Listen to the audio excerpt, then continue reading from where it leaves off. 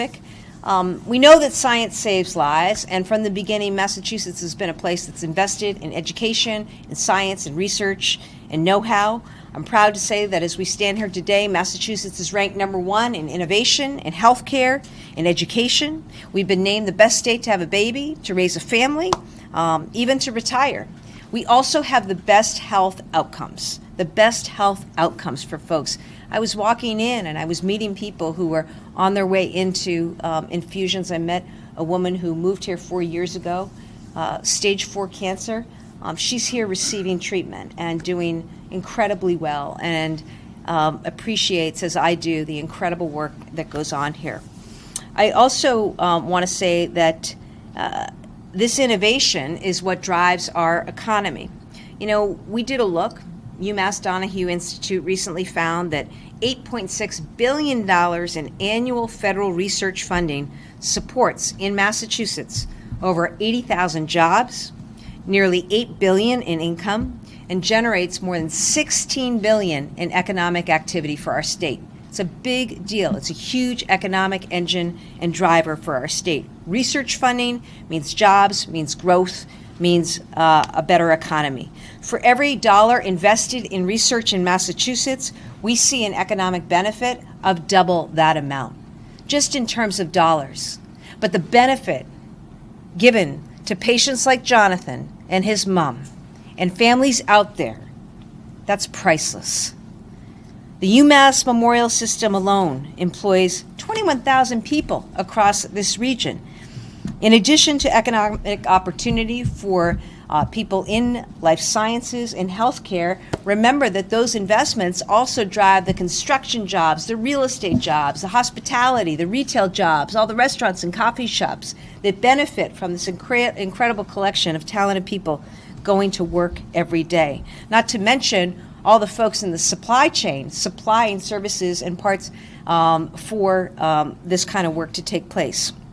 So that's why in Massachusetts, we don't cut funding for medical research. We actually invest in it. It's why our Economic Development Bill, the Mass Leads Act, reauthorized the Mass Life Sciences Initiative for another decade of innovation, including right here in Worcester, which is now back in the top 20 in the entire country as a life sciences hub. We know it's something special is happening right here.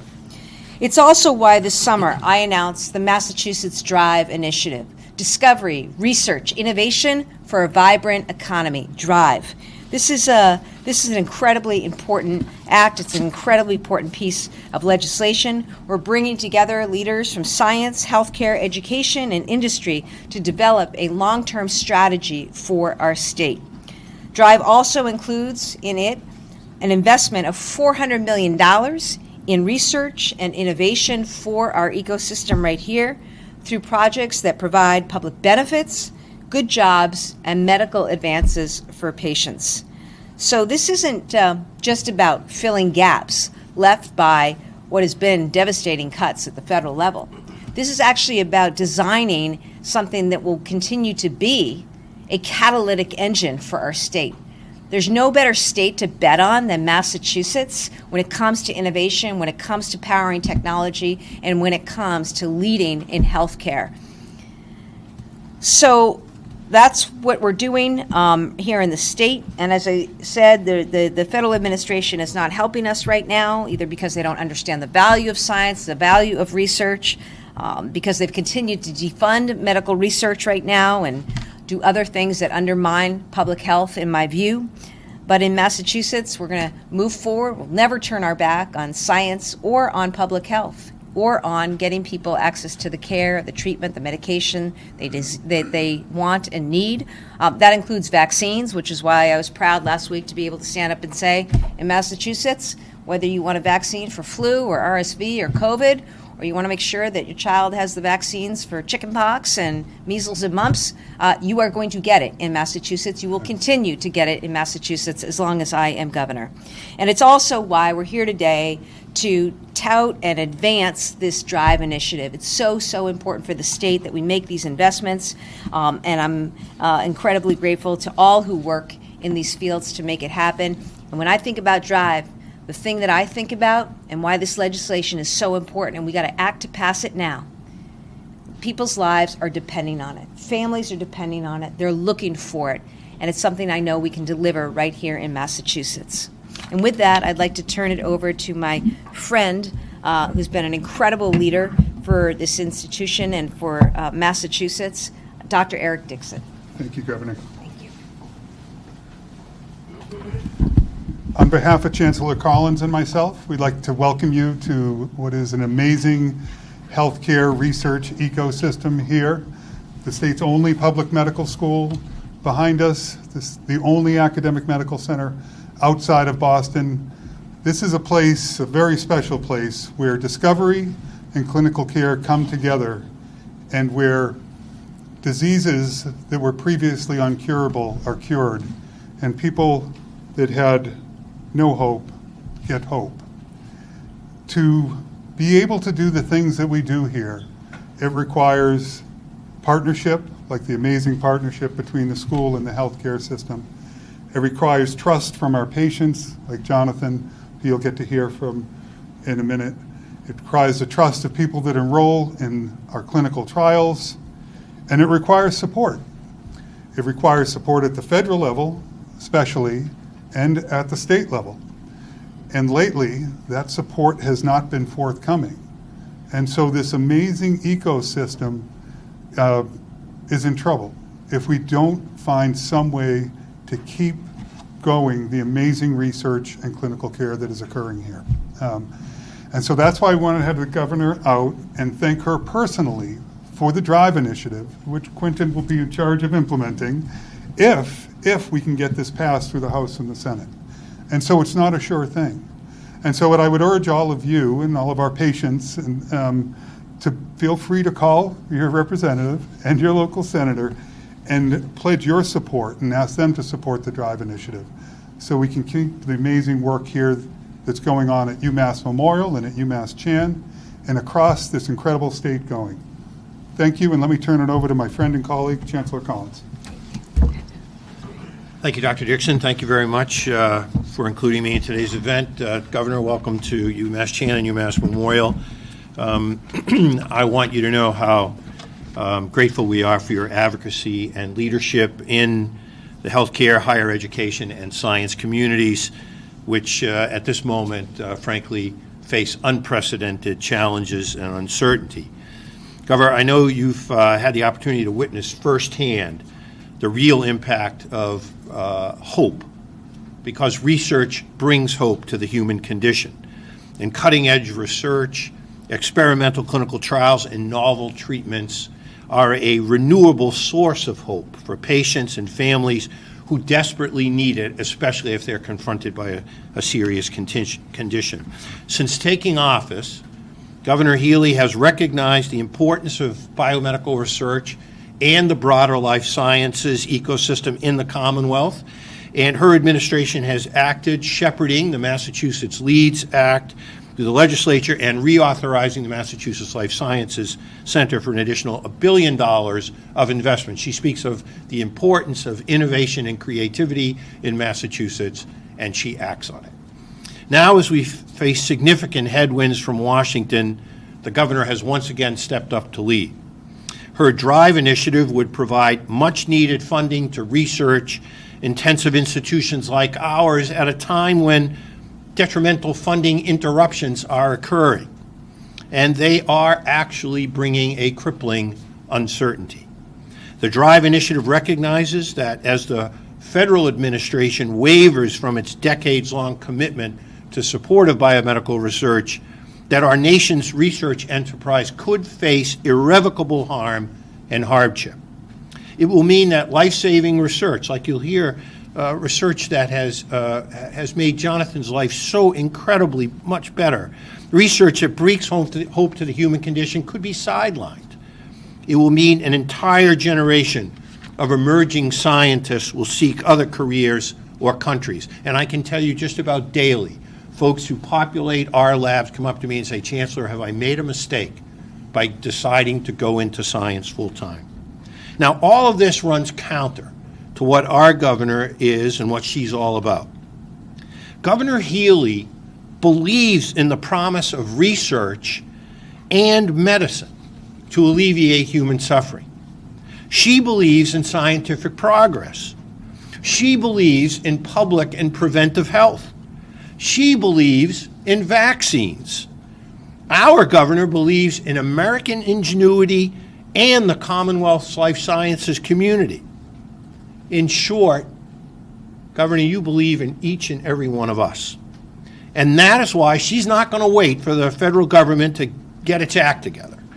She intuitively understands that if we wait, that's tantamount to waving a flag of surrender. Governor Healey is extremely competitive, and she reminds me of this regularly. And she's not going to lose on this matter. What Massachusetts is able to build is a partnership with the federal government over the past 50 years, and that partnership should not be destroyed by partisan politics. At UMass Chan, we're committed in principle and in action to working with her administration, the legislature, and other key stakeholders to advance the Forward-Thinking Drive Act. Governor, on behalf of a grateful institution, we thank you for your bold and inspiring leadership. Thank you. Thank you. And it's now my privilege to introduce the co-director of the Blood and Bone Marrow Transplant Program, Dr. Jonathan Cherry. Dr. Cherry.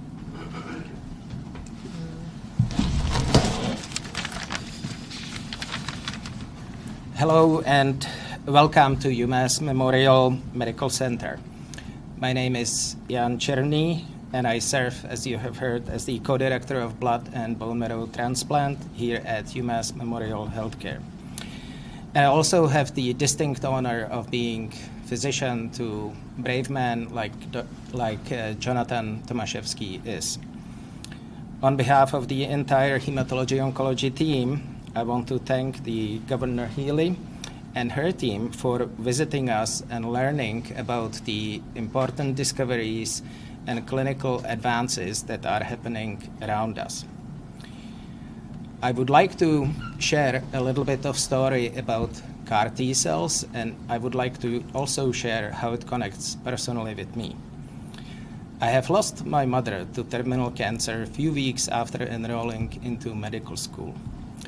Her treatments were harsh, but that was the best we had. There was no supportive care. There was no additional nursing care available. The treatments didn't work, and my mom still took them because there was nothing better that she could do for her son, not to see her die when the son was young. I have learned to use the experience and drive my motivation and never ever rest so that patients that eventually I will be taken care of do not have to unnecessarily suffer, that we design care that is smart, that we design care and treatments that are personalized and personal. I have no problem with that, and provide the least amount of side effects necessary. That is because what I have experienced pretty much firsthand. I graduated medical school magna cum laude. I have enrolled in various research activities since very early in my career, even as a medical student. I have tried every single specialty within medicine because all of those were teaching me how to be a better person, how to be a better clinician, and how to take care of my patients and their families better. Now, dial forward back many years, and here we stand at UMass, where we, thanks to the leadership of our governor, thanks to the leadership of our chief executive officer, Dr. Eric Dixon, and Chancellor Collins, and others, we can actually administer care that is cutting edge, leading treatments within the oncology field that takes care of diseases that we thought incurable up until now. We certainly have our challenges, and the research needs to go on. And you will soon hear amazing story of a patient who has received many years of therapy, similar to my loved one, it didn't work, and then here we are several years later, we have found the right treatment. We were able to deliver it thanks to our team here standing here with us. Let me tell you something about how CAR T cells work.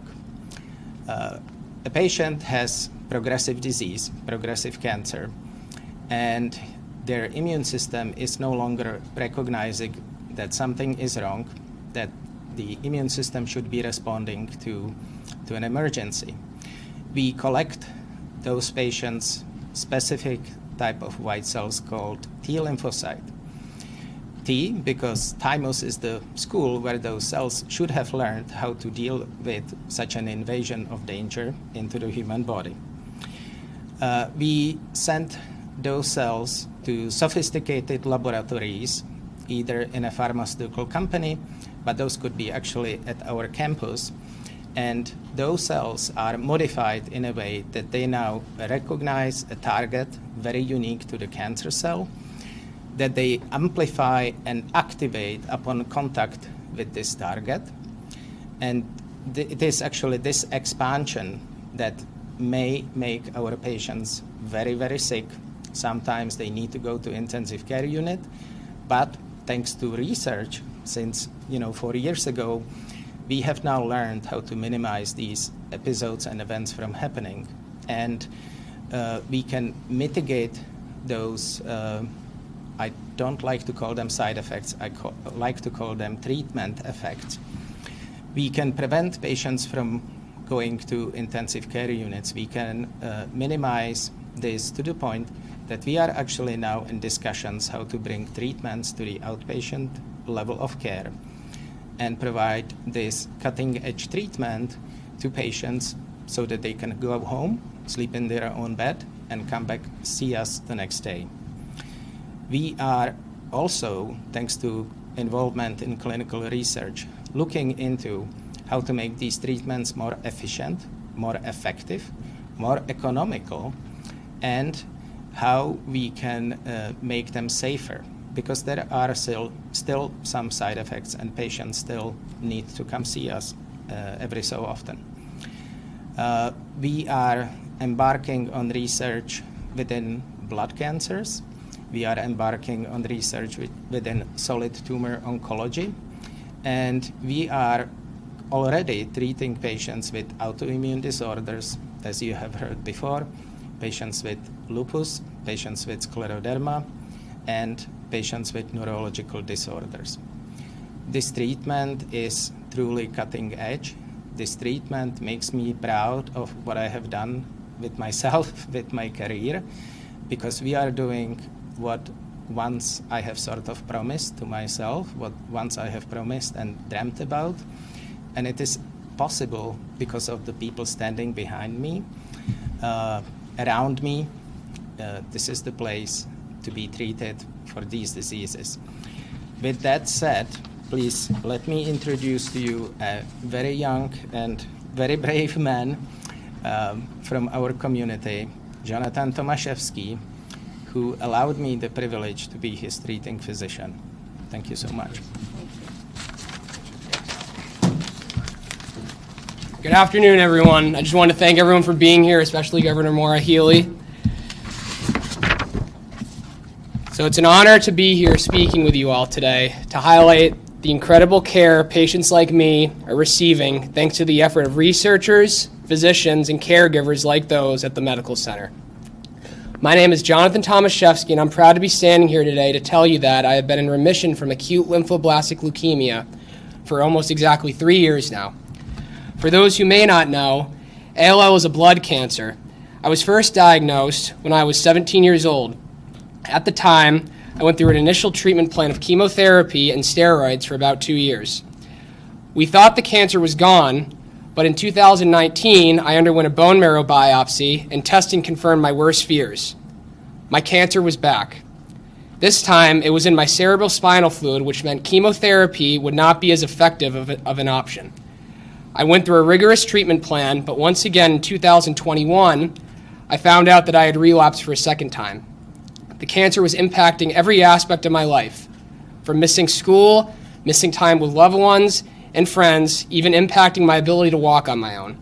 But thankfully for me, and so many patients like me, by the time I experienced my second relapse, UMass Memorial Medical Center had just started introducing CAR T-cell therapy as a treatment option in the fight against blood cancers like mine. I was one of the first patients to undergo this treatment here in 2022, and it quite literally saved my life. If not for the work of researchers, their access to critical funding, and the ability for hospitals to have access to this therapy, lives would surely be lost. I was able to walk again on my own in just a couple months after undergoing CAR T-cell therapy. And 4 years later, I'm proud to share that at almost 26, I'm now in my senior year of college at Worcester State University studying communications. Maybe my professors can cut me a break from missing class and being here today and give me a little extra credit too. I don't know what my life would have looked like without CAR T and my care team, but thankfully I don't have to. As I look around this whole room of people and doctors, I see so many people who have been with me on every step of my journey as a patient here. Seeing you all in one room means the world to me, and I feel so lucky to know you. I think of my infusion team as a second family. My mom is also here with me, and she would agree. Thank you all, not only the clinical care that brought me here today, but for caring for me as a whole person during this journey. Thank you all very much.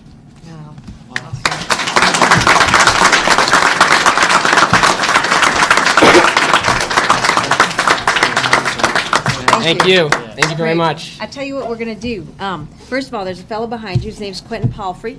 I went to introduce him earlier. He's our Director of Federal Funds, and he's helping us literally drive forward this DRIVE initiative. You're a communications major. Yeah. We'll see. Do they have any questions for you? Here we go. Any questions? Any questions for Jonathan? Yeah. I want to work in a medical field in a hospital maybe, and maybe be an advocate for patients and family to really talk about this immunotherapy I received and show how amazing and groundbreaking it is, and to show how healthy I am now at almost 26 years old.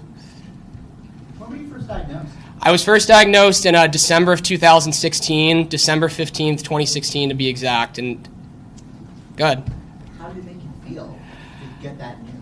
I think it was very, scary at first, and we had so many questions and unanswered things to know, but I think over the years, it was scary to have multiple relapses, but I think I gained, and my family gained more knowledge on everything, and it brought me to where I'm at in my life right now, and getting CAR T-cell and having that immunotherapy to, save my life.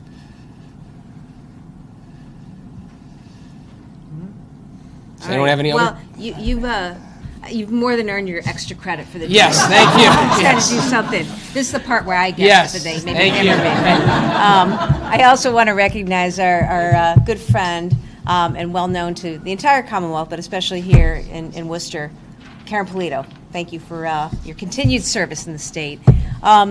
So, any questions on topic? Yes. Quick question. Considering how the State House and State Senate move sort of at its own pace, and you have made very clear the need to pass this legislation, what is your message to state leaders right now to get to your desk on time, or just how fast do you want it to get there? As soon as possible. I mean, we need this to happen. We need this to happen now. This is a priority for me. This is a priority for Massachusetts. This is something that we need to do. And time is of the essence. And it's of the essence for a variety of reasons. One thing is, and I mentioned this earlier, the reason, folks, I'm doing this, $400 million we're going to invest in science, in research, in innovation, because it's an important economic driver for our state, and it is the only way that you end up with Jonathan having the success that he does today. Were it not for the studies, the research, the clinical trials that took place years ago, these things don't come to life. And so when the federal government decided to cut NIH funding, that's devastating, because anything that puts a pause on research, we end up losing decades of research and decades of results. Chancellor, correct me if I'm wrong, but our Nobel Prize winners, by the way, we have 2 from UMass, okay? This is why we're an important epicenter for all this, not just for the state or the country, but the world. What's the trajectory on those things? When did Craig first study it? Science for Dr. Ambrose was published in 1993. The paper from Dr. Mello was in the 94 timeframe. And Craig got his Nobel in 2006, and Dr. Ambrose got his Nobel in 2024. So you can see that the science that's being done today are the Nobel Prize discoveries of 20 to 30 years from now. And if there is a lack of commitment to the outstanding, be able to recruit to our clinical research efforts, the possibility and the hope that they will bring through their discoveries will be diminished. That's why I believe the governor is completely right on this, that the funding is needed now.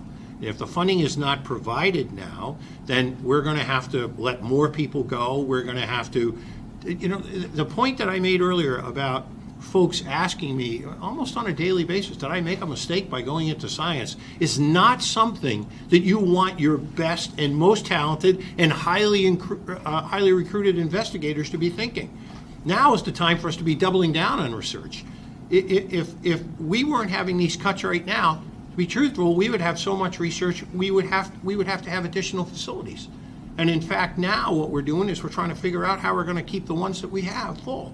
So it's a very, very, very tenuous moment. And this is, by the way, across academic medicine across the country. But we've got a governor that gets it. We don't have to be begging her. We don't have to be going in there and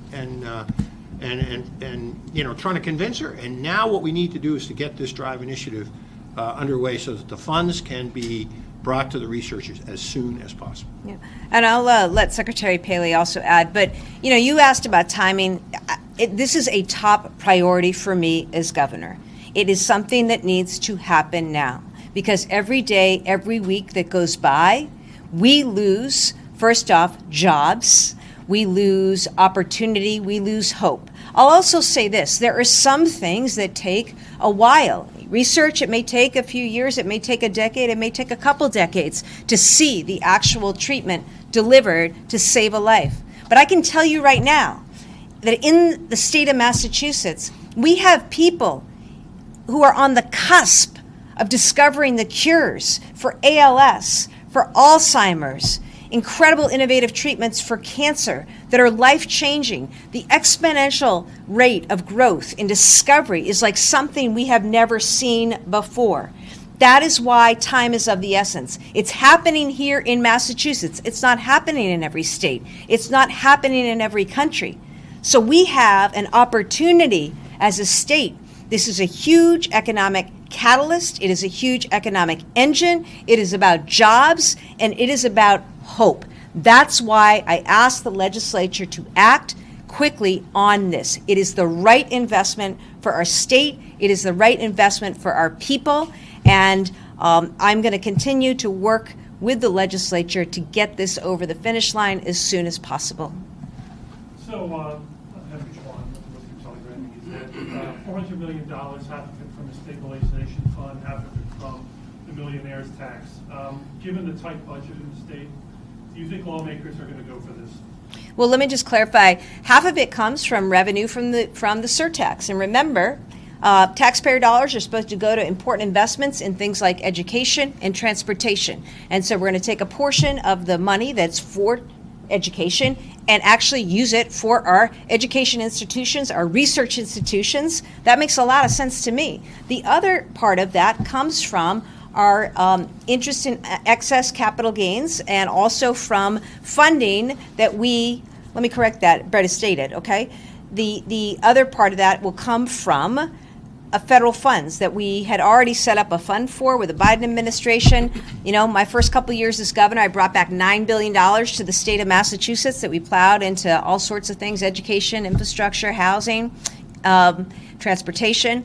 We have that sitting there. As you may have read or heard, we are not And states are not getting funding from the federal government now. Instead, we've seen cuts to veteran services, to housing, to food, to transportation, to education. So let's use that in a smart way now to put into our own people, our own research, our own innovation economy. That's where the money comes from. The money is there, and I think that this is a great ROI for taxpayers in Massachusetts. Anyone else? Yep. He's got a little bit more, sorry. Yeah. Yep. What else is the administration looking at here? Because Telegram has reported from UMass Memorial Health that with the big beautiful bill that potentially faces a $200 million annual loss, with the proposed, with the NIH indirect funding cuts that are still being litigated, the medical school stands to lose $40 to $50 million annually. And that's just these two institutions. So statewide, the shortfall is much bigger. What other initiatives is the administration looking at right now to potentially introduce to constrict that gap? Yeah. Well, I guess let me talk about a few priorities. I mentioned DRIVE. DRIVE is very important as a matter of economic investment and growth for our state. DRIVE is also a jobs bill for our state. The other thing that is important for the legislature to act on is shoring up the health safety net. We need to make sure that facilities like UMass Memorial, which are the safety net hospital for central Massachusetts, have the funding they need to enable people to continue to access care. And yes, the Trump administration made it a heck of a lot harder through the big beautiful bill in Congress that is taking away funding for hospitals and healthcare centers. And so that's why it's important that we act quickly in the state to shore up our healthcare delivery system, and I'm going to continue to work on and lean into that. And also, I'm going to continue to lean on every single day. You know this. My focus is on how do I drive down costs for people in this state. We're number one in education, healthcare, innovation. We have so many great things going for us. We also have challenges, and that is why I've leaned big into housing. 2.5 years ago, we were short 220,000 homes in Massachusetts. Because of the actions that I took, because of the work of our administration, because of the work that we did with the legislature, we now have tax credits out to developers. We have made permitting changes. We have made policy reforms. And we've got 90,000 homes that are being built now, underway, towards that 220. So every day is about building more homes so we can drive down housing costs. It's about bringing more energy online. I advocated recently for bringing more energy into Massachusetts, including gas. We've got to find ways to lower people's bills. And finally, on healthcare costs, how do we drive down the cost of healthcare? And that's something that I'm very focused on. So, I'm pleased that we're able to talk about this important piece of legislation today. It is so important, but making life better, easier, more affordable for people is what we're doing. By the way, you should let people know through the work you do that yesterday I made an important announcement. Not only did I cut taxes 2 years ago, I also cut a bunch of regulations a few months ago. And yesterday, very important, I've eliminated state-level environmental review for housing development that'll speed up the time of housing. Instead of taking a year to get through an environmental review to build housing and get that permitted, we've shrunk it down to 30 days. And in some cases, we've eliminated it altogether. So less time means more cost saving, and those are some of the things that we're focused on. But again, I just want to say huge thank you to UMass Memorial, to Dr. Dixon, to the entire team. I want to thank Chancellor Collins for the great work that continues to go on at UMass Chan. Thank you to Quentin Palfrey, Director Palfrey, and Secretary Paley. And thank you to all of those out there in the field who are doing the work. I say that, despite anything that's happening in D.C., Massachusetts, we are open for business. I want every scientist, entrepreneur, researcher, not just in this country, but around the world, to come to Massachusetts and to study and to do work and start companies and grow businesses here. So I thank you for coming, and I want to end by thanking the star of our show, Jonathan Tomaszewski, for telling your story, sharing this story. This is what's special about Massachusetts. This happens because of the investments made. And how can you better state the results of this? And by the way, he's in good company. He was the miracle a few years ago. There's now 35 people. They are 35 for 35 in successful CAR-T infusions. Amazing, amazing. And that's part of the Massachusetts record here and why that ROI is a sure bet to me. That investment I know is going to pay off for so many people around the state. Thank you very much. Also, Secretary Paley's available. You should get to know him. He's our fantastic new Economic Development Secretary. I'm sure he'd be loving the opportunity to talk to you. Okay, thanks, guys. Thank you.